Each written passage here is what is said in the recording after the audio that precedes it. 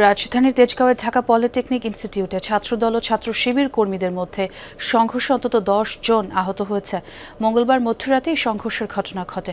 ক্যাম্পাসে আধিপত্য বিস্তারকে কেন্দ্র করে ছাত্রদল ও শিবিরের নেতাকর্মীদের মধ্যে প্রথমে বাকবিতণ্ডা শুরু হয়, এক পর্যায়ে তার সংঘর্ষের রূপ নেয়।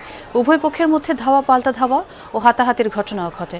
সংঘর্ষে আহতদের ঢাকা মেডিকেলে নিয়ে যায় কলেজ প্রশাসন। পরিস্থিতি নিয়ন্ত্রণে আনতে হলে তল্লাশি চালায় পুলিশ। পরবর্তীতে ছাত্রদের অভিযোগের ভিত্তিতে হল থেকে বহিরাগতদের বের করে দুপক্ষের সাথে সমঝোতা করার কথা জানায় পুলিশ।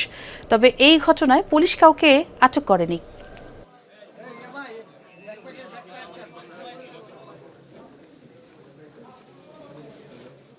ঘটনার সূত্রপাত যতটুকু জেনেছি হল সুপারের কাছ থেকে এবং ছাত্রদের কাছ থেকে, যে এখানে যে ওই একটা ছেলে বাইরে বসা ছিল শিবিরের, সে শিবির করত, তখন নাকি ছাত্রদল আবার 3-4টা ছেলে আসছে, তাকে এখানে বসছে কেন এটা সেটা এই নিয়ে হলের বিষয় নিয়ে যে তুই এখানে কেন, এই সমস্ত বিষয় নিয়ে একজন আরেকজনের উপরে চড়াও।